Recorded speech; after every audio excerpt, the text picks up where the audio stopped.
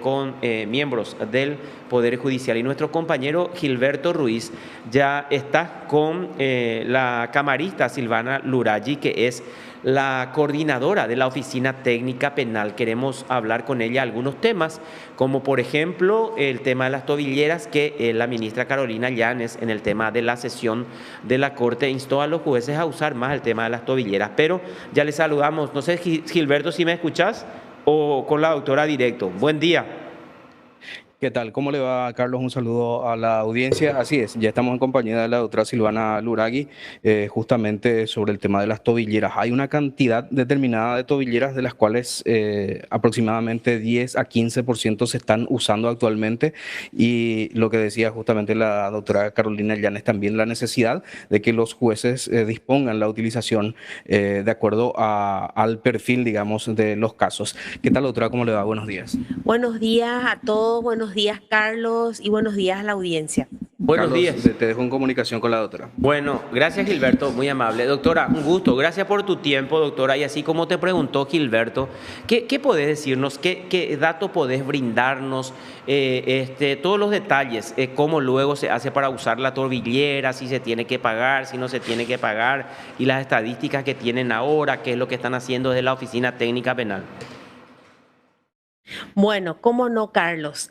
La implementación de las tobilleras electrónicas entró a regir para el Poder Judicial desde el año 2025. Desde esa fecha, desde ese año, la Oficina Técnica Penal viene trabajando en acordadas de implementación, y estas acordadas fueron realizadas de manera progresiva. ¿Por qué? Porque en un principio el Poder Ejecutivo, o sea, el Ministerio del Interior, había informado al Poder Judicial de que solo contaba con una cantidad mínima de tobilleras para ir haciendo los plan piloto y las primeras colocaciones. En el 2025 ellos habían señalado que tenían tan solo 20 tobilleras, lo cual hizo que la Corte Suprema de Justicia tenga que emitir una acordada e implementar en una primera instancia, en una primera etapa, en la aplicación de esas 20 tobilleras para los juzgados penales de garantías de capital y únicamente en los casos de violencia familiar. Entonces se vino aplicando así en forma progresiva. Después salieron otras acordadas también, y ya se tenía también informes de parte del Ejecutivo de que ya se contaba con mayor cantidad de tobilleras electrónicas. Entonces, en el mes de agosto del año 2025, ya teniendo esa información por parte del Ejecutivo, ya se autorizó por parte de la Corte Suprema de Justicia en una última acordada la implementación completa de la ley de tobilleras electrónicas y la aplicación en todos los juzgados penales del Paraguay, así como también en los juzgados de paz, porque hay que tener en cuenta que la aplicación de tobilleras electrónicas no es únicamente conforme a lo que dice la ley, ¿verdad? No es solamente para el fuero penal, sino también es para el fuero de juzgados de paz. Eso es sumamente importante porque ahí todo se centra fundamentalmente en las medidas de protección que toman los jueces de paz, y en ese sentido la ley lo que busca es, con la aplicación de tobilleras electrónicas, por ejemplo, que las medidas de protección, de no acercamiento que, por ejemplo, disponen y hacen los jueces de paz para protegerle a las víctimas, sean también utilizadas por las víctimas, porque es muy importante tener en cuenta que los dispositivos electrónicos, si bien se colocan físicamente a la persona procesada o a la persona imputada, también el dispositivo prevé un doble control porque se le entrega también otro dispositivo, que en este caso es un celular, a la víctima, que eso es sumamente importante también tener en cuenta, que vendría a ser lo que se conoce en otros países como botón de pánico. Aquí, por ejemplo, es como un dispositivo electrónico a través de un celular que se le entrega también a la víctima.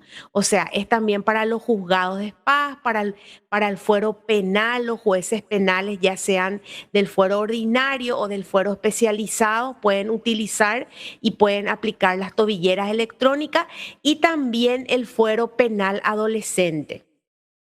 Bueno, nosotros recibimos también un último informe del Ministerio del Interior, donde el Ministerio del Interior, a través de la oficina del SINDEC, la oficina del SINDEC es una oficina técnica interinstitucional en donde están todos los representantes de los en el tema de tobilleras electrónicas. Por ejemplo, el Ministerio Público tiene un fiscal ahí designado.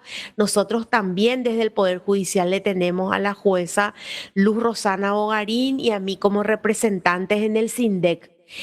Y bueno, ese organismo técnico emitió un informe y creo que los últimos datos son aproximadamente, tenemos que en este mismo momento se están aplicando, varían constantemente estos números. No, no mucho, pero varían.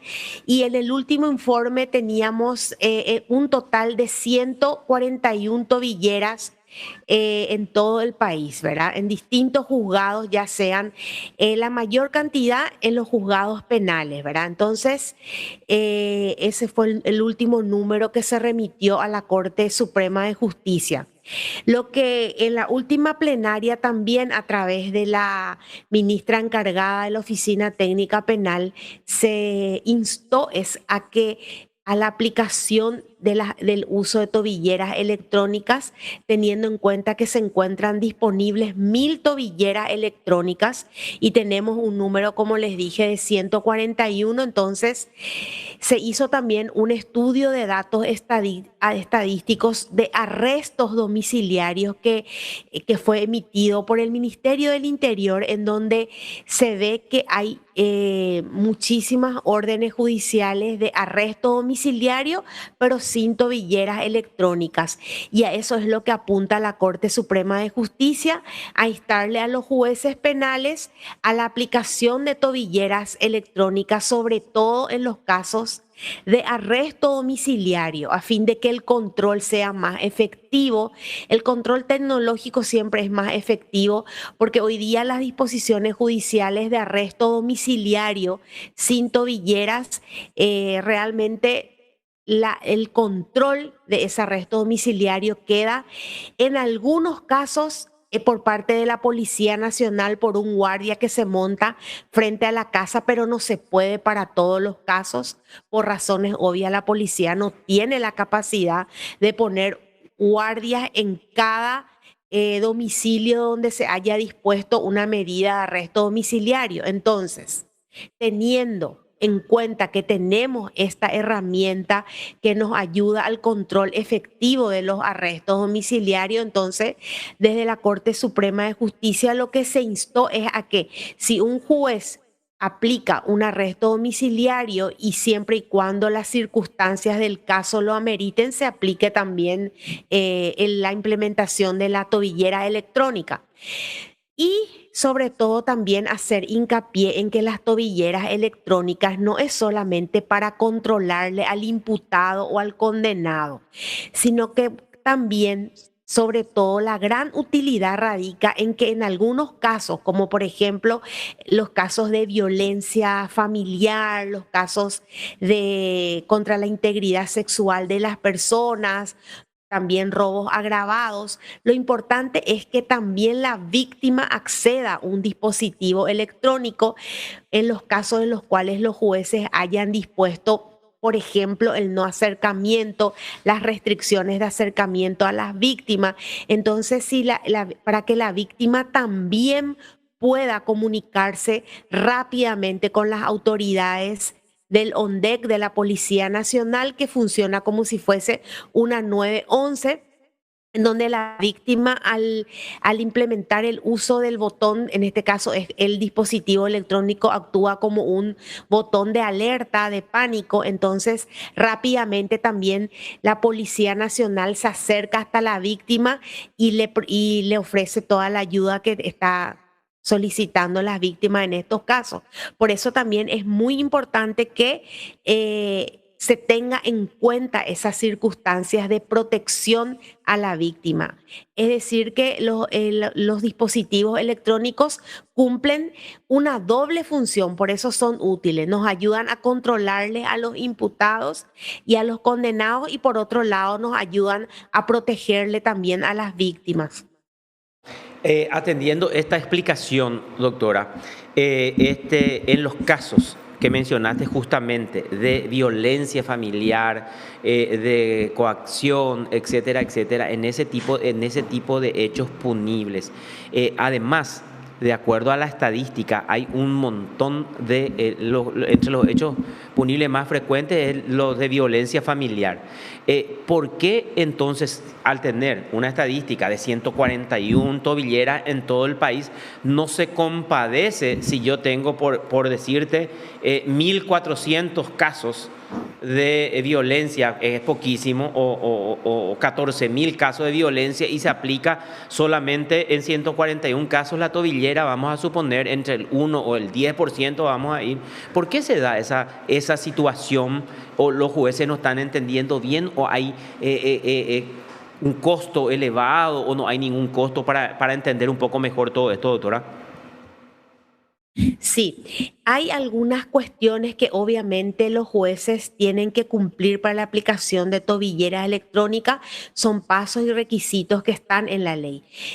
Tiene un costo, tiene una tasa la aplicación de las tobilleras electrónicas para los imputados y para los condenados que puedan hacerlo. Pero para los que no puedan hacerlo, como son los casos, por ejemplo, y eso es en su gran mayoría, casos que tienen, por ejemplo, defensores públicos o los imputados y los condenados son de escasos recursos, entonces ahí el Estado asume el costo y eso resulta gratuito para ese tipo de personas. Pero hay un trámite que tienen que hacer los defensores públicos en esos casos de que es demostrar la insolvencia, porque eso dice la ley, demostrar la insolvencia de la persona imputada o de la persona condenada, pero son trámites sencillos. Los defensores públicos ya están en conocimiento de eso. Si un defensor público solicita un arresto domiciliario con aplicación de tobillera, sabe que tiene que cumplir previamente también con los pasos de demostrar la insolvencia de su defendido, ¿verdad? Y entonces en esos pasos son conocidos, pero no es que indefectiblemente uno tenga que pagar la tasa de las tobilleras electrónicas, sino que también se prevé para los casos de insolvencia que el uso sea gratuito. Ah, perfecto. Bueno, pero entonces evidentemente es una cuestión de los jueces, la aplicación. Y por eso es que se Ahí, insta y constantemente estamos instando. Los jueces pueden aplicar y no pueden aplicar, pero aquí también hay que decir una cuestión, Carlos, de que la aplicación de tobilleras electrónicas, la ley, por eso prevé que formó un instituto que es el SINDEC, donde están todas las instituciones involucradas al sistema penal, como son los fiscales, como son los defensores públicos, el Ministerio de Justicia también está. Entonces, esas instituciones también son las instituciones que tienen que informar, pedir, solicitar, requerir la aplicación de tobilleras electrónicas. En ese sentido, también vemos muy pocos pedidos por parte de la Defensoría Pública, vemos pocos pedidos de parte de los fiscales propiamente dicho. La verdad que el rol natural de pedir las tobilleras electrónicas corresponde a la defensa, ¿verdad? Porque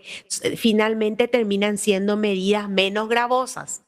Ahí quiero también agregar que el Ministerio de Justicia, por ejemplo, suele enviar al Poder Judicial y a los jueces lista de candidatos que están privados de su libertad en las cárceles y que podrían ser beneficiados con tobilleras electrónicas. Pero sabemos que eso también tiene que ser una cuestión de que los defensores públicos pidan y soliciten la aplicación de tobilleras electrónicas.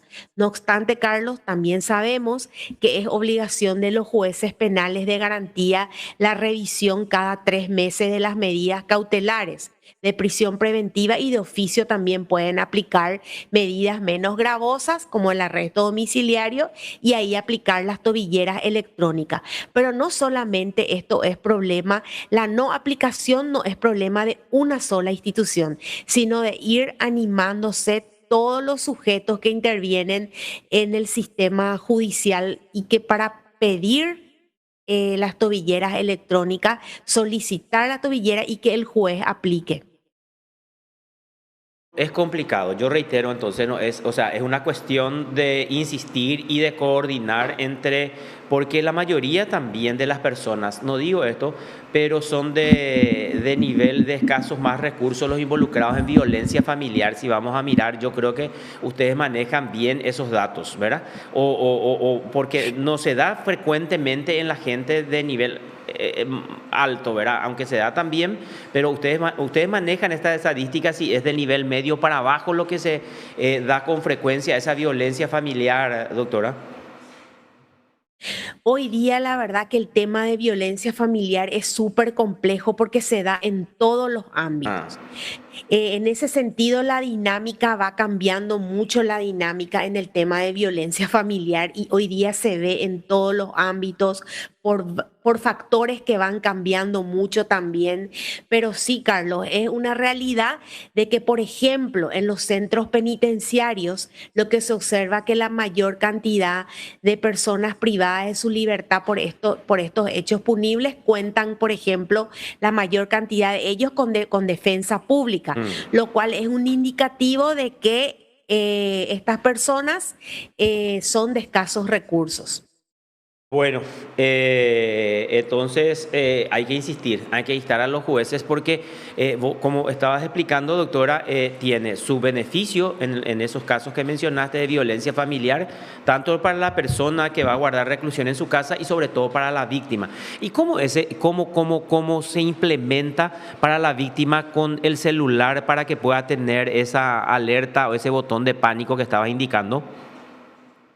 Sí, a ella se le entrega a las víctimas, a las personas víctimas se le entrega un celular donde hay un número que en casos de alertas, ella automáticamente con ese número puede comunicarse con la oficina de la ONDEC, que es como una 911.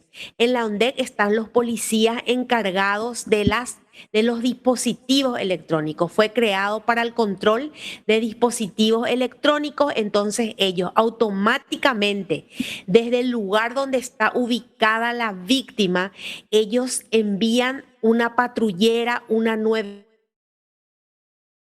¿Qué pasa? que esté más cercano a la víctima es la que se acerca para resguardarle a la víctima. De esa manera funciona el sistema con las víctimas, ¿verdad? Automáticamente se pone, se ubica a la víctima, funciona como un localizador, entonces automáticamente la policía que esté más cerca de la misma es la que tiene que acercarse a la víctima y brindarle protección. También funciona como contención porque constantemente están hablando con la víctima, le preguntan su ubicación, le dice dónde está, le dicen qué puede hacer, si por ejemplo está por la calle, le dice ingresar a alguna casa, pedir auxilio hasta que nosotros lleguemos. Son indicaciones que les van brindando desde la Policía Nacional, que es dentro de la ONDEC, que es la policía que controla los dispositivos electrónicos. Se encuentran ya personas muy preparadas para brindarle la contención también a las víctimas. Para ir cerrando un poco Sí. este tema de las tobilleras electrónicas, es importante tener en cuenta eso, que es útil para la protección de las víctimas y para que el juez que haya dictado, por ejemplo, un arresto domiciliario o haya dictado una medida, una regla de conducta de no acercamiento a las víctimas, tenga la tranquilidad de que también tecnológicamente esa resolución se está controlando, están controlando los policías la ubicación exacta del imputado, la ubicación exacta de la víctima. Si si está con arresto domiciliario y sale a la vereda de su casa, ahí ya suenan las alertas. Se le avisa también a la víctima de manera inmediata. Desde todo punto de vista, esto es útil para que efectivamente se controle el arresto domiciliario, la ubicación del imputado y la ubicación de la víctima en tiempo real. No hay obstáculos para la aplicación de las tobilleras electrónicas. Hay que animarse a aplicar, hay que usar la tecnología que hoy día está a disposición de la justicia para poder controlar nuestras resoluciones judiciales y también cumplir con la doble función que es protegerle a las víctimas. Bueno, perfecto. ¿Otro tema, alguna otra novedad que tienen ustedes en esa, que estén trabajando entonces en esa oficina técnica penal, doctora? Sí, tuvimos una novedad muy importante para el fuero penal. En la última plenaria, la Corte Suprema de Justicia, perdón, suena mi interno. Sí, está bien. Sí. En la última acordada, la Corte Suprema de Justicia dispuso la modificación del artículo 6 del reglamento del RUM, que es un artículo que reglamenta los requisitos para que uno pueda remitir, por ejemplo, oficios judiciales al RUM desde el fuero penal. El artículo 6 del reglamento es para todo el sistema judicial.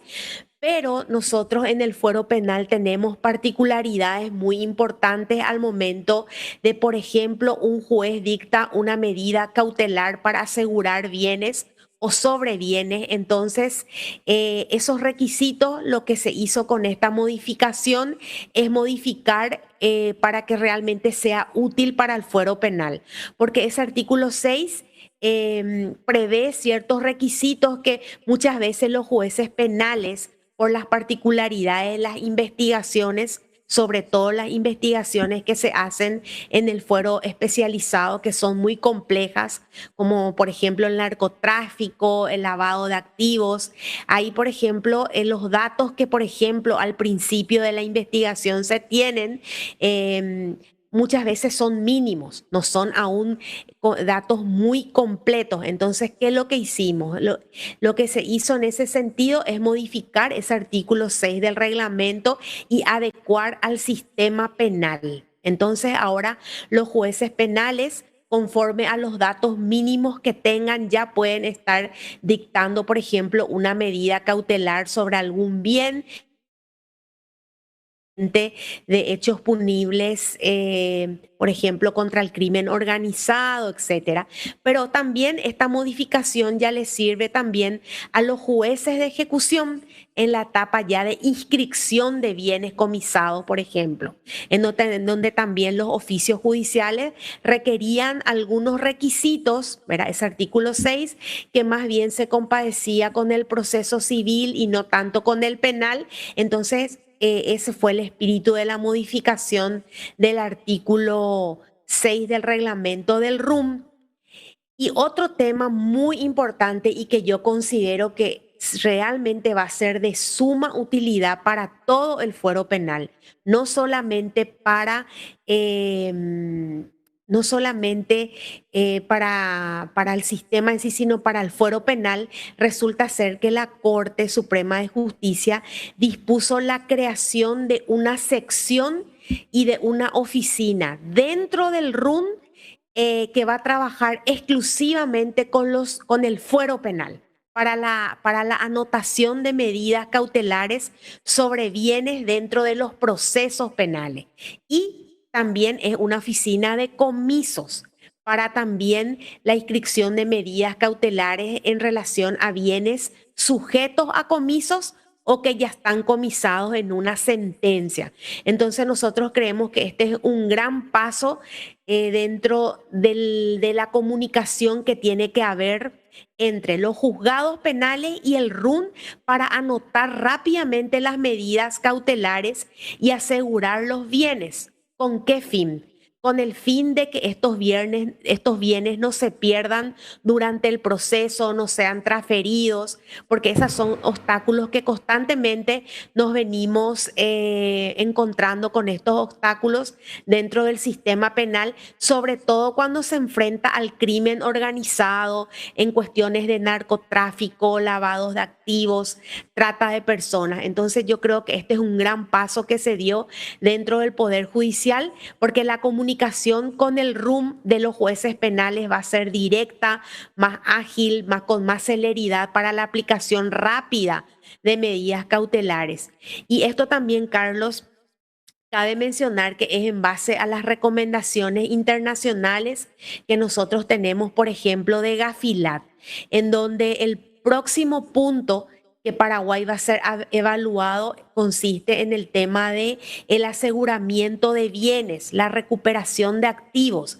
Ese va a ser nuestro punto de examen también en el 2031. Paraguay va a tener que rendir un examen sobre el tema de bienes comisados, la recuperación de activos de grupos criminales, etcétera. Ese va a ser también un punto clave que Paraguay tiene que enfrentar.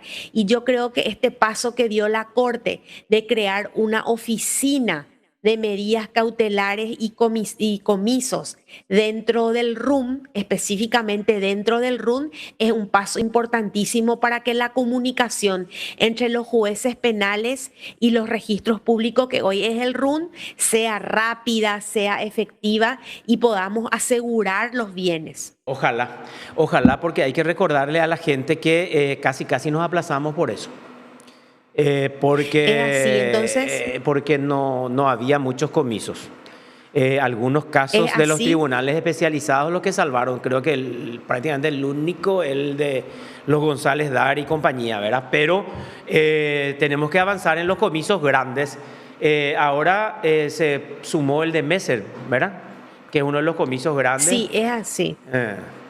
Sí, es uno de los comisos grandes, yo considero también emblemático porque tiene relación con lavado de activos y sobre todo tiene componentes de restitución, de recuperación de activos con componente internacional. Ese, por ejemplo, va a ser uno de los casos emblemáticos de Paraguay ante Gafilat. ¿Por qué? Porque fue en base a cooperación internacional entre Paraguay y Brasil, en donde se firmaron incluso convenios con Brasil en el tema de los comisos por investigaciones que se hicieron en Brasil, y en Paraguay se firmaron convenios en cuanto a los bienes, porque hay digamos, un convenio de compartición de bienes entre Brasil y Paraguay por los esfuerzos que hicieron en la investigación conjunta que se hizo Paraguay y Brasil del lavado de activos que se hizo acá en Paraguay. Entonces, es una sentencia, yo considero también emblemática, de recuperación de activos con componentes internacionales, que es lo que Gafilat también recomienda, porque el crimen organizado es transnacional. Entonces, nosotros tenemos que salir de nuestras fronteras, formar equipos de investigación conjunta con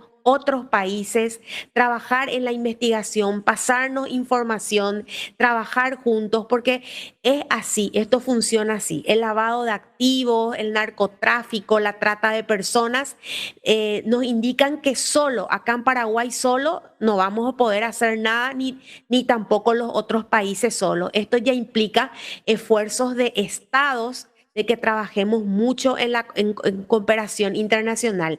Y yo creo que el caso de Messer responde a estas características que nos pide Gafilat, y se hizo un muy buen trabajo investigativo entre Paraguay y Brasil para llegar a la sentencia que ya quedó firme. Ahora esto creo que está también ya llegando a los jueces de ejecución para que el juez de ejecución ya empiece a ejecutar los comisos, porque hay que tener en cuenta que el caso de Messer se trata de un comiso autónomo, que es una figura prácticamente nueva. Creo que tenemos prácticamente 2 o 3 casos nomás de comiso autónomo en Paraguay, desde la entrada en vigencia de la ley de comiso autónomos, ¿verdad? Tenemos creo que 2 o 3 sentencias, pero una de las más importantes es la del caso Messer por las características que tiene de restitución de componentes internacionales, porque se trata de un caso que tiene como hecho precedente sobornos en Brasil, casos de corrupción pública, cuyo fruto del dinero se quiso lavar acá en Paraguay. Entonces, tiene ese componente que justamente Gafilat busca, ¿verdad? Que lo que se busca es que los países estén unidos para la lucha contra los casos de corrupción y el crimen organizado. Muy interesante. Y hablando de corrupción, este, esa lucha que tenemos que tener, ojalá que se pueda agigantar y no achicar. Quiero ir haciendo esta va a ser responsabilidad mía porque, a ver, cuando uno mira, cuando salen resoluciones judiciales, esta va a ser mi exposición como una introducción, doctora, independientemente a la pregunta que te voy a hacer. Cuando uno ve una resolución que la Corte saca, el fallo, por ejemplo, y mira y analiza, el Poder Judicial actúa de manera complaciente en muchos casos con el poder. Y eso eso asumo yo esta responsabilidad porque voy a afirmar yo. En el caso del hijo de Óscar González Dar, una vergüenza eso. Es una maniobra que se está haciendo y que se prestó el Poder Judicial porque se le va reduciendo la condena de 8 años y medio a 5 años y medio, ahora le quitaron otro delito y al final de cuentas esta persona va a ser condenada a 2 años, seguramente con suspensión de la ejecución porque no van a poder condenarle más de 5 porque le condenaron a 8 años y medio cuando tenía 3 hechos punibles, a 5 años y un poco más cuando tenía 2 hechos punibles, ahora se queda con un hecho punible. Entonces tenemos que fortalecer esa lucha. Porque cuando nos califican con 2 o nos califican directamente, duele mucho, ¿verdad? Y da gusto escuchar esto, que se abra la oficina en registros, porque varias veces, así mismo como vos admitiste. Entonces, es necesario, doctora, fortalecer esa lucha y es necesario que desde la propia Corte, a través de la oficina, yo sé que ustedes son magistrados honestos, mira que ustedes que están en ese tribunal especializado, vos, la doctora Crisioni, el doctor Gustavo Amarilla y otros magistrados, son de reconocidísima honestidad, de transparencia, etcétera, etcétera. No quiero ensalzarte con eso, pero hay muchos magistrados y se busca integrar las salas como se integró ahora con magistrados del fuero civil, de allá del fondo se les va estirando y armando la corte. Pero eso es independiente, eso para la gente que nos está escuchando y nos está escribiendo, incluso acá que nos está viendo en directo y está escribiendo. Entonces, quiero nomás hacer esa introducción. Necesitamos fortalecer esa lucha contra la corrupción, doctora. Claro que necesitamos fortalecer, obviamente, no es solo tarea del Poder Judicial, tenemos que estar unidos muchas instituciones que tienen un rol clave en la lucha contra la corrupción pública. El Poder Judicial, el Ministerio Público, CEPRELAT, Contraloría, Procuraduría, son, considero yo, instituciones clave en la lucha contra la corrupción pública. Bueno. Sobre el caso en particular, lo que yo sí puedo mencionar, no conozco el fallo, no leí aún el fallo porque es un fallo muy reciente, creo que fue emitido el día de ayer, pero sí te puedo decir, Carlos, que ese fallo en segunda instancia yo intervine como miembro del Tribunal de Apelaciones del segundo juicio oral. La Cámara estaba integrada por mi persona, por el doctor Paulino Escobar y la doctora Belén Escobar. Agüero. Belén Agüero, perdón, Belén Agüero. Los tres camaristas fuimos los que analizamos la apelación contra la sentencia del segundo juicio oral. Ahí el agravio era contra la sentencia dictada en relación al lavado de activos y con relación a los comisos, a los comisos. Entonces, en relación a esos dos puntos, fundamentalmente fueron los agravios que se expusieron por parte de la defensa. El tribunal, integrado por mi persona, por Paulino Escobar y por la doctora Belén Agüero, confirmó en su totalidad lo que el tribunal de sentencia emitió. Nosotros confirmamos eso, dijimos que efectivamente se trataba de un caso de lavado de activos, también confirmamos el tema de comisos y en realidad no conozco el fallo que fue dictado ayer por los colegas que integraron sala penal integrada, ¿verdad? Porque no interviene la sala penal original de la Corte, sino que es una sala integrada por miembros de tribunales de apelación. Pero sí te puedo decir que es una causa que fue confirmada en segunda instancia y no siguió el mismo rumbo de parte de la sala penal. Nada más que eso decir, porque siempre yo respeto la independencia judicial y los criterios jurídicos que tienen nuestros colegas. Pero en segunda instancia, un tribunal de apelación especializado confirmó la sentencia del tribunal de sentencia en primera instancia. Eso es lo que yo puedo decir en ese sentido. Qué gusto. Es importantísima esa aclaración. Me está dando la razón de lo que estaba diciendo. Yo cuestionaba la anulación del primer juicio, que no integraron ustedes el tribunal. Ustedes confirmaron entonces la condena de 5 años, 5 años y medio, no me acuerdo, que se dio en el juicio oral. O sea, evidentemente entonces para ustedes no hubo prescripción de lavado. Como ahora otorgó la Corte, no se puede prescribir ese hecho punible de lavado según la sentencia de ustedes entonces. Es así, Carlos, es así. Bueno, perfecto. Esto es importante. Quiero preguntarte cuestiones técnicas sobre los cuales que se están debatiendo mucho, y esto en las redes sociales, entre jueces, abogados, el tema de... brevemente nomás, para que vos puedas ilustrarnos, doctora, el tema de la suspensión condicional del procedimiento y después no sé si decir, utilización u ofrecer como testigos las personas que fueron beneficiadas en un eventual juicio oral, a las personas que fueron beneficiadas con esta prevista en la ley, lógicamente. Carlos, yo en este punto me quiero disculpar contigo. No quiero emitir opinión sobre esas cuestiones porque vos sabés que aparte de que yo estoy como secretaria ejecutiva de la oficina técnica, puedo brindar informaciones obviamente sin ningún tipo de problemas, pero sobre este punto no, porque en mi sala, en mi carácter, en mi doble función también como miembro del Tribunal de Apelaciones, tenemos casos en los cuales seguramente en algún momento vamos a tener que sentar postura. Así mismo es. Entonces yo sí. Así que te pido las disculpas correspondientes. Tenés mucha razón. Sí. Ya me acuerdo porque tenés varias causas y en esas causas precisamente es las que están otorgando esas salidas y tendrían que ustedes revisar después en algunos casos o en muchísimos casos, no en algunos nomás. Bueno, doctora, ¿alguna otra novedad que quieras informarnos o un mensaje a los jueces en general, a los aplicadores de la norma en general, desde esa oficina que estás presidiendo vos y que trabajas directamente con la sala penal de la Corte? Sí, bueno, el mensaje siempre a los jueces es que la oficina técnica es una oficina de apoyo a los jueces penales. Nuestras funciones no son fáciles, las problemáticas se suscitan en el día a día.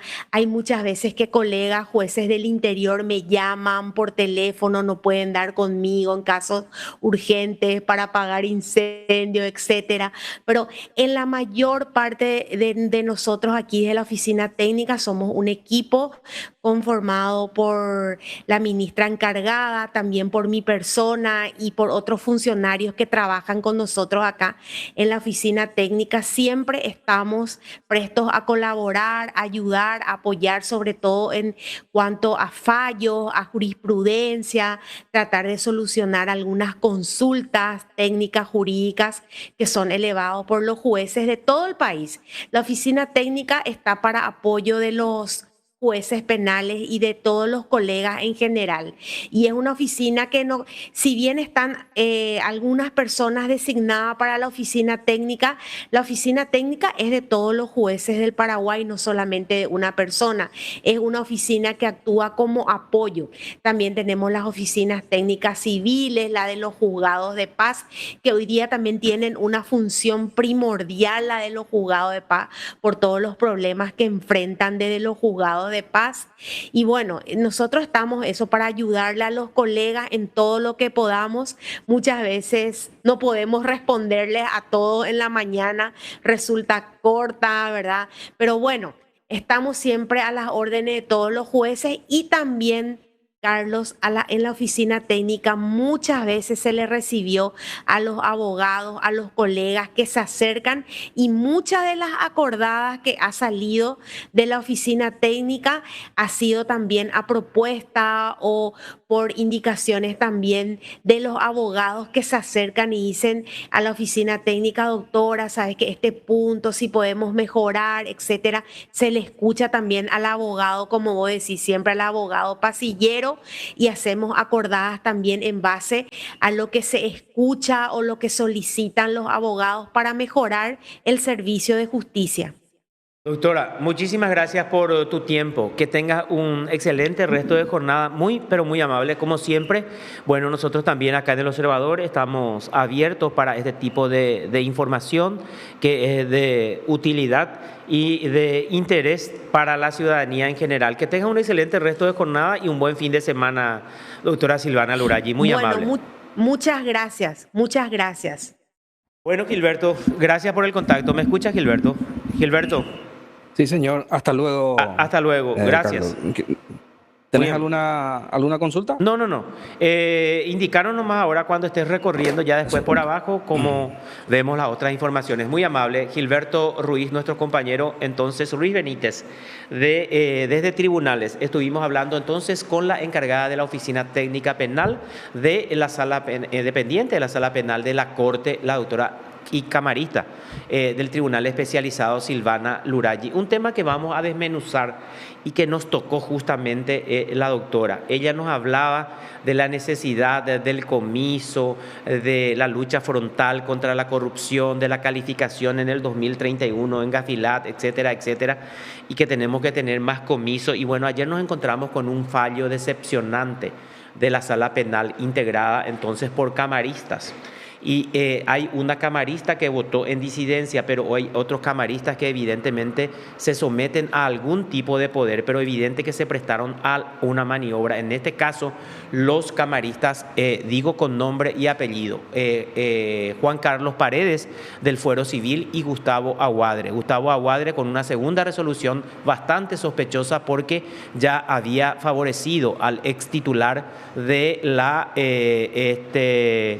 DINAC. Exactamente, de la DINAC, Edgar Melgarejo, como interino, aparte de un colega suyo, el doctor José Agustín Fernández, se había ausentado y como interino con el doctor Cristóbal Sánchez en su momento, entonces favorecieron al presidente de la DINAC. Como ciudadanos, como periodistas, no nos vamos a dejar joder.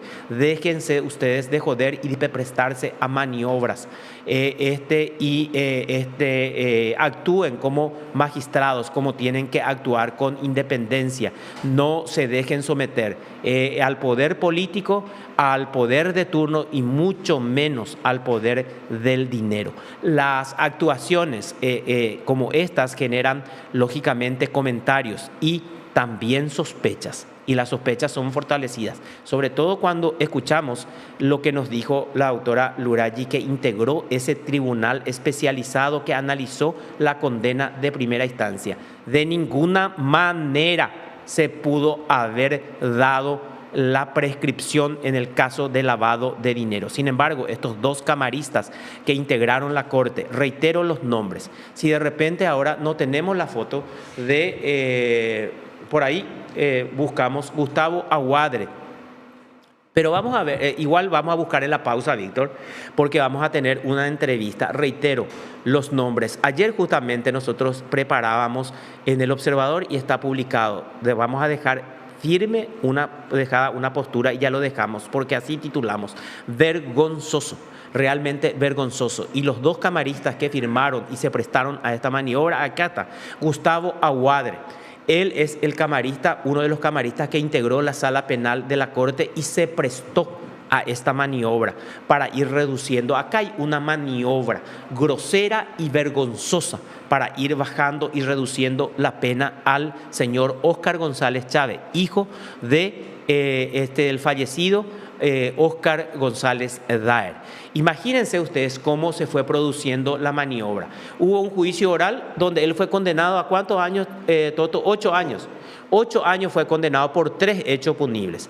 Revísame quién integró el tribunal que anuló ese juicio y quitó ya un hecho punible entonces a Óscar González Daer, para que ustedes se den cuenta nomás cómo tenemos una justicia de mierda, una justicia altamente prostituida tenemos en este caso, porque hay una maniobra. Yo me ratifico y uno al mirar nomás cómo se fue actuando en el Poder Judicial. Hubo un primer juicio oral donde fue condenado Óscar González Chávez a 8 años de cárcel.